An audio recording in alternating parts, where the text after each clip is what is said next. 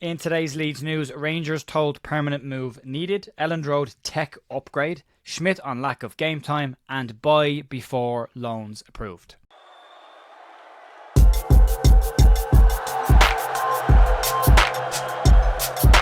Morning folks, Jay here on Friday morning the 29th of November with your Leeds United news. We're all having a really good week so far. There's a bit of stuff to get stuck into. There's some upgrades around the Elland Road upgrade, some developments on that, as well as some exits, as well as incoming players in January and what the situation is around that, with some more information coming from the Athletic. Also, just give you a quick update, the match review myself and Ben Locklocky Leeds is available on the channel to look back on the Luton game, and there will be a recorded match day preview for tomorrow's game against Blackburn going out tonight, and then the warm-up will be out in the morning for everybody else who's interested in that. But we will start off today with the Joe Gelhardt situation, and there's been some updated news around the potential January exit of Joffy, with some fresh updates coming today and maybe a slight change in direction from Leeds. Last week we know that Glasgow Rangers were named as one of the front-running clubs. They're now being confirmed as probably the leading club in this, along with two unnamed Belgian clubs who have also now been named as having interest in the player. Leeds were against a loan exit from the player in the summer. Glasgow Rangers was said at that point to have come in with a loan offer for the player. But now, according to reports today, Rangers are said to want Joe Gelhardt on a permanent move and not on a loan deal. And that might just give Leeds what they want in terms of this deal. Joe Gelhardt's 22 years of age. He's a contract at Leeds until 2027. He's on reasonably good money because he did upgrade his contract while Leeds were in the Premier Division.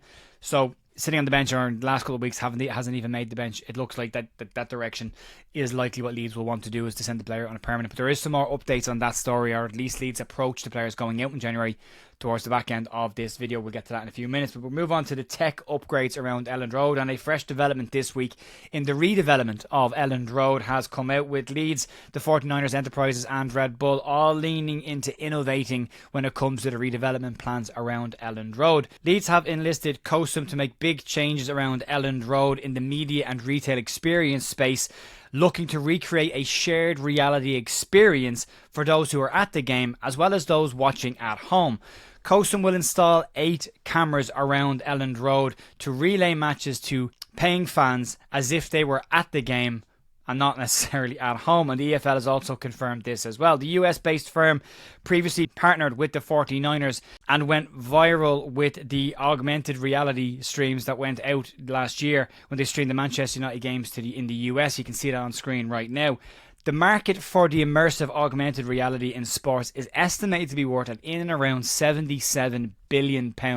So Leeds getting in at the front end of this could be beneficial for the club. So what does it mean from Leeds from an earnings perspective? Well, just from a stadium upgrade perspective, Leeds getting to 53,000 will increase Leeds match day revenue from 30 million currently to 41 million annually.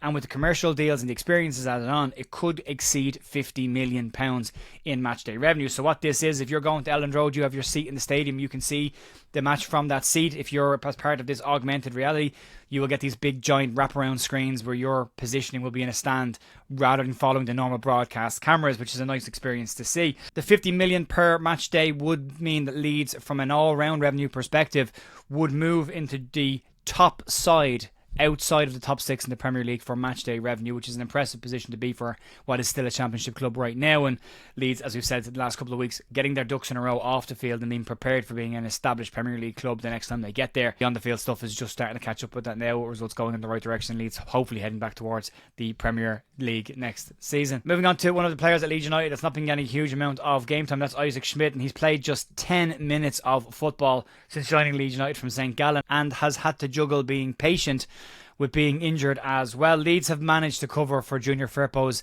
current suspension, despite the fact that Schmidt has been recovering from a hernia operation that he had, and it won't be due back in action until next week at the earliest.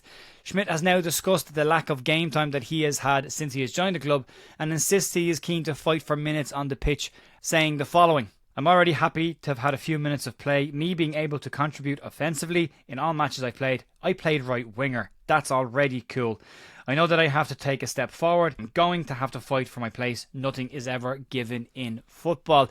Schmidt did go on to say that not playing regularly can impact your ability to settle down in a new country, in a new area, but that he has found everyone around the club and within Yorkshire that he's met to be very welcoming and very polite and nice to him, something he said he wasn't expecting when he came here. So a nice pleasant surprise for a player who I've no doubt will have an important part to play in Leeds season this year once he gets back up flying fit. With the little cameos we've seen of him so far, we see a decent player in there, so we'd hopefully see more of that from him in the coming weeks. But nice to understand that he understands his role again. Farke talked about character and people understanding the brief when they're coming in, and player seems very patient and willing to wait for his moments to come, so good to see there. And then we move on to the final story of today, and this one is relating to Leeds United's January plans. And a report in The Athletic today says that Leeds United will look to buy players before they send any of their young stars out on loan in January. The report claims that Leeds might look for incomings due to lack of depth in certain areas should they allow some of the younger players that have been occupying spots on the bench to leave on loan. Players such as James DeBoyo, Charlie Crew and Joe Gelhardt have all been named as potential players that could go out on loan as part of their development.